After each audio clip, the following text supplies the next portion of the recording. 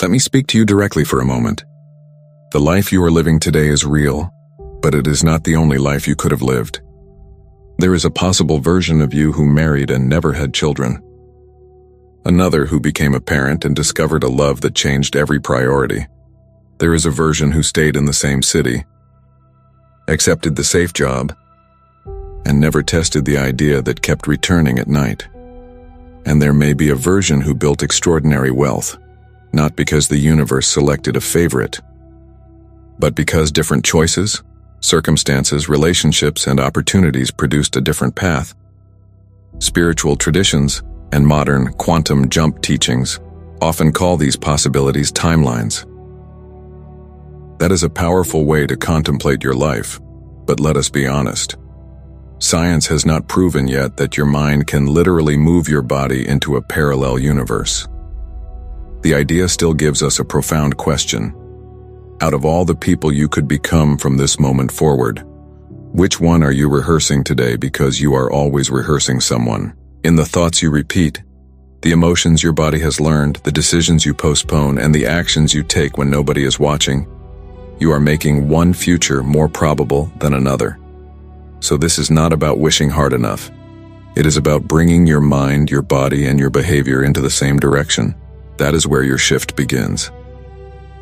When people tell you to change your frequency, the advice can sound beautiful and still leave you with no idea what to do on Monday morning. So let us make it personal. Think about the version of you who is financially free. Not the cinematic version standing beside a mansion, but the person who can look at a bank statement without avoidance, discuss money without shame, learn what they do not know, and make a considered decision instead of seeking quick relief. Now notice what happens in your body as you imagine being that person. Do you feel space? Or does your stomach tighten? Does a thought arrive immediately? People like me never have that kind of life. That reaction matters. It is not a message from the universe saying you are on the wrong timeline. It is your history speaking through your nervous system. Your brain does not encounter every moment as if it were completely new. It uses prior experience to predict what is likely to happen and what deserves attention. If visibility once brought criticism, being seen may feel unsafe even when you consciously want success. If love was inconsistent, a calm relationship may initially feel boring while emotional distance feels strangely magnetic. If money was always surrounded by conflict, earning more can activate fear rather than freedom. This is one grounded meaning of the frequency you carry. A recurring combination of attention, expectation, emotion, posture, and action. It affects the opportunities you notice, the tone in which you answer, the risks you can tolerate, and the people you keep choosing. It does not control every event, but it participates in what you do with the events that arrive. In physics, frequency has a specific measurable meaning, the number of cycles occurring over time. Quantum physics describes matter and energy at very small scales using mathematical models and probabilities. It does not demonstrate that thinking about $1 million transports you to a universe where the money is already yours. If we call the lives you could live timelines, we are using a spiritual and philosophical lens, not reporting an established result from a laboratory. And that distinction protects you. It means you do not have to blame yourself for illness, grief, abuse, discrimination, or hardship. You did not create every painful circumstance by vibrating too low. You are a human being living inside biology, history, relationships, and material conditions. Spirituality should deepen compassion for that reality, not turn suffering into an accusation. But you still have influence. You can ask yourself, which possible version of me has been receiving most of my energy? Your mind can point toward one direction while your body pulls toward another. You say, I am ready to be loved. But when someone is kind and available, you search for the flaw. You say, I want to grow. But every unfamiliar sensation is interpreted as danger. You visualize a new future for 10 minutes and spend the rest of the day emotionally practicing the past. This is why repeating positive words is often not enough. If your mouth says, I am abundant, while your body braces as though loss is imminent, you are not failing spiritually. You are experiencing a mismatch. The answer is not to shout the affirmation more loudly. The answer is to help the body experience in small and credible ways that a different response is possible. Neuroplasticity, the brain's capacity to change through experience, supports the possibility of learning new patterns.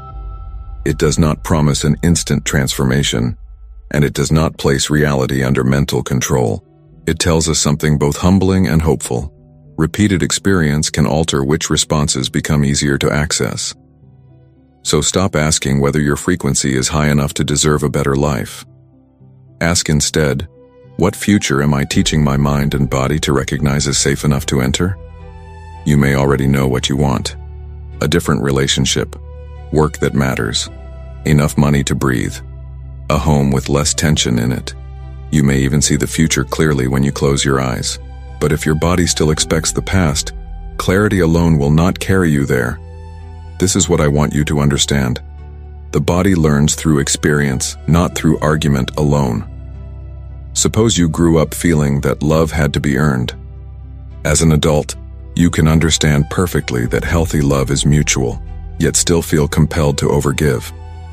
The moment you consider saying no, your throat tightens. Your heart speeds up. Your mind produces a convincing explanation for why this one sacrifice is necessary.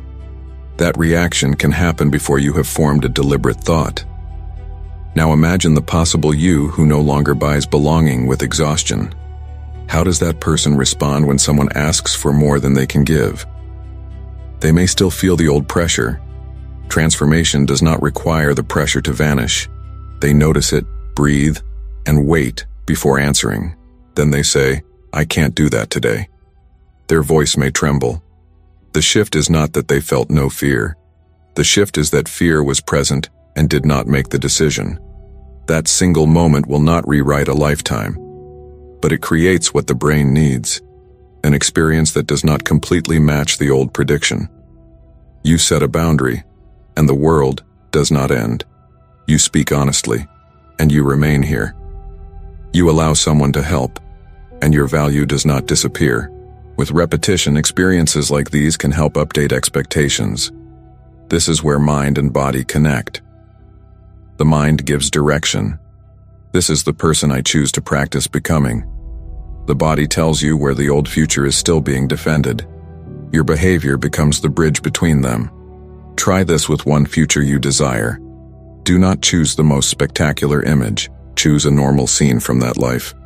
If you want financial freedom, see yourself opening your accounts calmly on an ordinary Wednesday. If you want love, imagine receiving a simple, consistent message without searching for hidden rejection. If you want to create meaningful work, see yourself continuing after the first wave of self-doubt. If you want peace, picture a quiet afternoon that you do not fill with a crisis. Now pay attention to your body. Where does the image become difficult to believe? Does your jaw tighten? Do you feel pressure in the chest? Does your mind change the subject? That response is useful information. It shows you the edge between a future you can describe and a future you can currently embody. Do not force yourself into an exaggerated emotion. You do not need to feel ecstatic to prove alignment. Start with a state your body can believe. Steadiness, dignity, curiosity, or enough safety to remain present. Let your exhale lengthen slightly. Feel your feet against the floor. Look around and remind yourself where you actually are. This is not a ritual that commands reality. It is a way to reduce the authority of an old alarm in this moment. Then take one action from that state. Send the email, state the price, make the appointment, put the first page on the screen, tell the truth kindly. The action should be small enough to do, but real enough to contradict the old pattern. In spiritual terms, you might call this becoming available to another timeline. In psychological terms, you are practicing new associations, directing attention, regulating emotion, and widening your behavioral options. You do not have to choose one language and reject the other. You only have to avoid claiming that they prove the same thing. The spiritual image gives your future meaning. The scientific framework keeps the practice grounded. Your choices are the place where those two languages can meet without being confused. The jump begins when you stop demanding that your body feel completely ready and start teaching it, gently and repeatedly, that readiness can grow through action. Let us bring this into your actual day, because a future means very little if it never reaches the way you answer a message, spend an hour, or speak to yourself after a mistake. There may be a timeline in your imagination where you married and never had children, traveled often, and built a life around freedom. Another where you raised a family and discovered purpose through care. One where you stayed in your hometown. One where you left. One where you became a millionaire. One where you earned less but lived with the peace you once thought money would provide. These images are not a ranking, and they are not promises. They remind you that there is no single, correct life hidden behind the one you have. The question is not, which timeline will give me the most impressive identity? It is, which set of values do I want my next choices to express? This is not a reason for shame. It is a reason to become specific. So ask yourself 3 honest questions. First, what does the future version of me no longer need to prove? Perhaps you no longer need to prove that you can carry everything alone. Perhaps you stop proving your worth through exhaustion, your desirability through pursuit, or your intelligence through endless preparation. Second, what feeling does my body keep mistaking for danger? It may be calm, visibility, receiving, disappointing someone, having more money than your family had, being loved without having to perform. Name the feeling, because an unnamed alarm can quietly run your life. Third, what is one action that would make the chosen future slightly more probable today? Not guaranteed, more probable. That wording matters. Call the person. Read the contract. Save the amount. Publish the work. Rest before resentment makes the decision for you. Ask for help. Leave the conversation that requires you to betray yourself. You are not trying to maintain a high vibration every hour. Grief, anger, and fear are not spiritual failures. They carry information and need room to move. Your practice is not to eliminate human emotion. It is to stop letting one familiar state become the author of every ending. For the next day, listen beneath what you say. When you say you trust, notice whether you are controlling every detail. When you say you are ready, notice where you keep postponing. When you say you want a different life, notice which comfort from the old one you are unwilling to release. Observe without performing for yourself. At night, write down one moment when you responded as the old version of you, and one moment when you responded as the person you are becoming. Keep both. The first gives you honesty. The second gives your brain evidence. This is how a possibility slowly becomes embodied, not because you denied the current world, but because you stopped allowing the current world to dictate the only person you could be within it. If there are many possible versions of you, you do not connect with one through fantasy alone.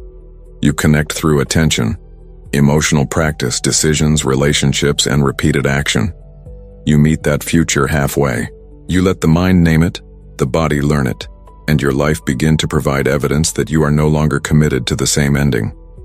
Let me ask you something.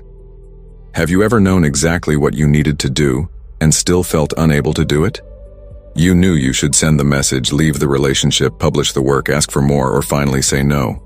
Your mind understood. But the moment came. Your chest tightened, your stomach turned, and you returned to the same choice. That does not mean you are weak. It means your mind chose a future that your body still reads as unfamiliar. This is where many teachings about manifestation become frustrating. They tell you to think about the life you want, but they do not explain what to do when your body has spent years rehearsing rejection, urgency, guilt, or scarcity. You can repeat, "I am abundant" all morning, and still panic when you open your bank account. The sentence is new, the bodily response is old. Your nervous system learns through repetition and experience. In neuroscience, this capacity to adapt is related to neuroplasticity. It does not mean you can think once and instantly rewire your brain. It means repeated attention, emotional regulation, and new behavior can gradually make a different response more available. Spiritually, you might say that there are many possible versions of you. One who stayed, one who left, one who built the business, one who never began, one who married and had children, one who married and chose another life, one who became wealthy, and one who continued believing wealth was meant for other people. Think of these timelines as a spiritual and philosophical lens, not as a scientific fact. Their value is in the question they create. Which version of you are you feeding through the way you live today? You do not connect with a different future through thought alone. Your mind may point toward it, but your body and your choices have to learn the direction. So do this with me now. Put both feet on the floor. Do not try to feel mystical. Just notice that the floor is holding you. Let your exhale last a little longer than your inhale. Look around and find 3 ordinary things that are safe in this moment. A wall, a window, a chair, light falling across the room. Now picture one simple scene from the future you want. Not the final cinematic victory. Choose a moment your body could actually believe. Maybe you are checking your bank account without dread because you have begun managing money with clarity. Maybe you are speaking to someone you love without shrinking. Maybe you are working calmly on the project instead of waiting to feel ready. What does that version of you feel while doing this? Not excitement for the camera. Something quieter. Steadiness, self-respect, trust, courage. Choose one quality. Then ask, what would this quality change in the next 24 hours? Maybe you send one honest email. Maybe you stop checking whether someone has replied. Maybe you make the appointment. Maybe you work for 20 minutes before opening social media. Maybe you say, I need time to think, instead of giving an answer that betrays you. That action matters because frequency, as we are using the word here, is not a magic number floating around you. It is the pattern your mind and body repeatedly occupy. The thoughts you return to, the emotions you rehearse, the meaning you give events, and the actions that follow. You are not trying to deceive yourself into believing the whole future is already here. You are giving your nervous system a small, real experience of the person who can meet that future. And please start small. If your body is overwhelmed, do not demand bliss from it. Ask for 1% more safety. 1 breath before the reply. 1 boundary stated without an apology. 1 decision made without consulting the fear that has advised you for years. If you want to mark that decision, write, I choose steady change, in the comments.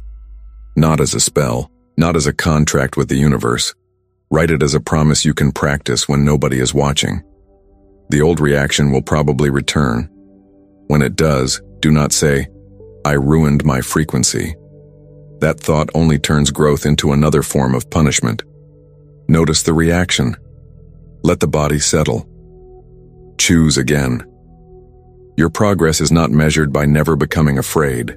It is measured by how quickly you remember that fear is a state, not your identity, not a prophecy, and not the only voice allowed to choose your next step. This is the part nobody likes to talk about. You begin changing, but your life still looks the same. The person you want to hear from does not call. The money has not arrived. Your family still speaks to the older version of you. You have been practicing calm for days, and then one small problem knocks you back into panic. You wonder, if I really shifted, why is there no proof? Because a new inner pattern and an outer result do not always appear at the same speed. Think about the timeline in which you are confident, loved, financially free, or doing work that matters to you. As a spiritual image, that timeline can help you orient your life. But it is not scientific evidence that a parallel universe will deliver a specific outcome because you matched the correct vibration. Physics does not justify that promise, and I do not want to give you false certainty. What science can support is more grounded and, honestly, more useful. Your brain uses past experience to predict what events mean. When you expect abandonment, a delayed reply can feel like rejection. When you expect failure, one closed door can look like the end of the road. The event and the interpretation arrive so close together that they seem like the same thing. They are not. The proposal was declined is an event. Nothing ever works for me is a story. This person cannot give me what I need may be an honest observation. I am impossible to love is an old wound turning one experience into an identity. Your brain is constantly using previous patterns to make sense of incomplete information. Researchers often discuss this through predictive processing.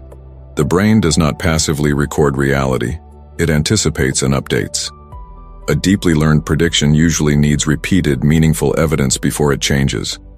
This means one calm morning will not erase 10 years of hypervigilance.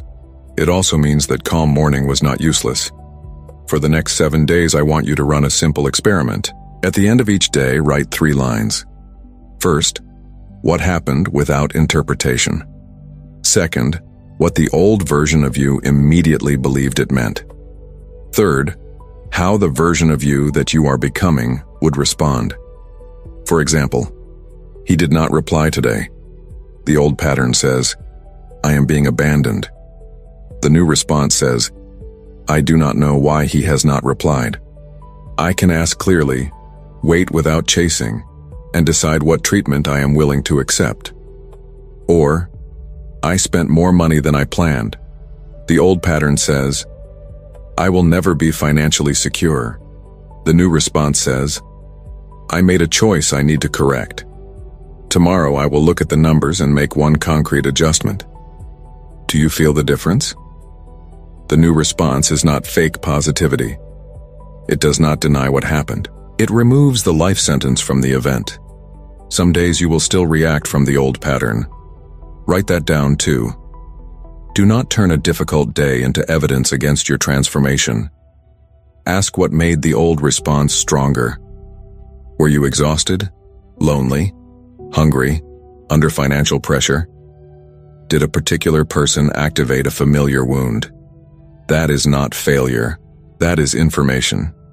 And if you are dealing with illness, danger, severe distress, or material hardship, please seek practical and professional help. Inner work can help you meet reality with more clarity. It cannot replace medical care, safety, money, community, or action. Your suffering is not proof that your vibration is too low. Spiritually, this waiting period is where surrender becomes real. Surrender does not mean sitting still and hoping the universe does everything. It means releasing the demand to control exactly how and when the result appears, while remaining faithful to your next honest action. You apply for the opportunity.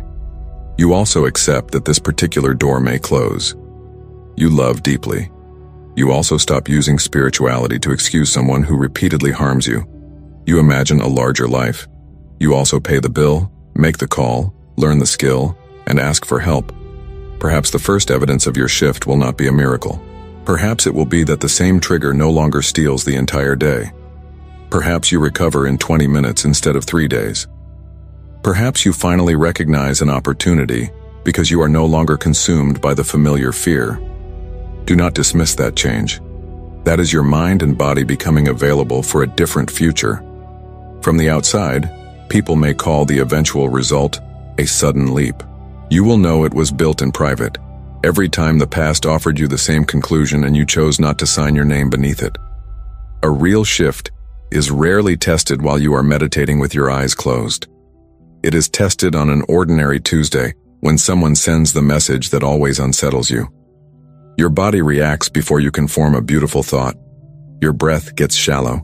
Your hand reaches for the phone.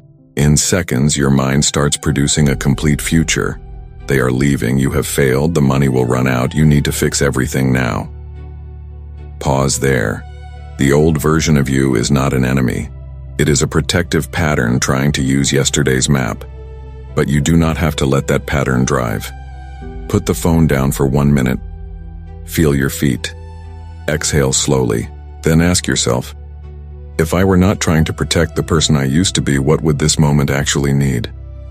Maybe it needs a clear question instead of an accusation. Maybe it needs silence until you can answer without attacking yourself. Maybe it needs a boundary. Maybe it needs you to admit, I do not know yet. This is what connecting mind and body looks like in real life. Your mind remembers the direction. Your body receives enough safety to stop treating every unfamiliar choice as danger. Then you take one action that belongs to the future you keep saying you want. If you want the timeline where you respect yourself, do not wait to feel completely powerful. Practice self-respect in one uncomfortable conversation.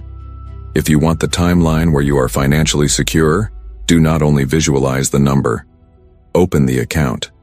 Learn what is happening. Make the next responsible decision. If you want the timeline where your work reaches people, stop waiting for the day when criticism cannot hurt. Create while your body learns that being seen is survivable.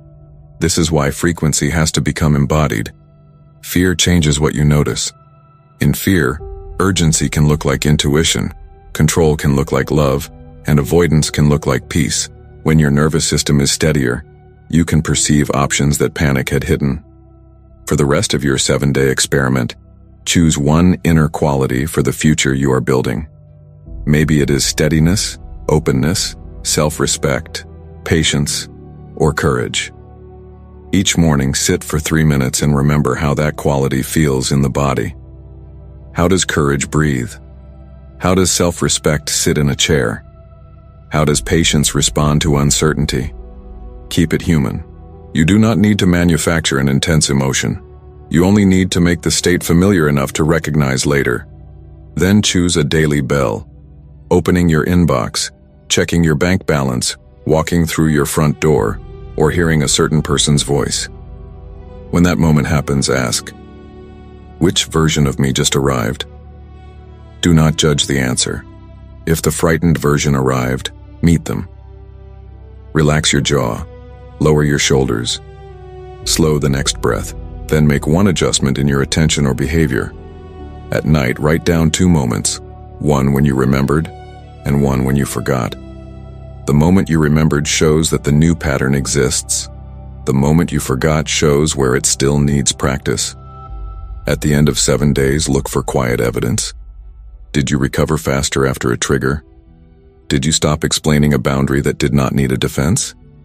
Did you begin a task before motivation arrived?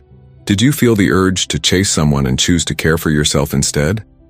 These may not look like a quantum leap from the outside, but a life changes through decisions like these. A different future becomes possible when the old state no longer makes every choice. And remember, the spiritual image of many timelines is useful when it helps you choose, not when it makes you reject your present life. You are not trying to escape this moment. This moment is the only place where your relationship with the future can change. You do not need the old world to certify the new you. You need to stop asking the old pattern for permission every time you take a step away from it. Maybe, as you listened, you imagined many versions of yourself. There is a version of you who said yes, another who said no, a version who married and never had children, a version who built a family, a version who became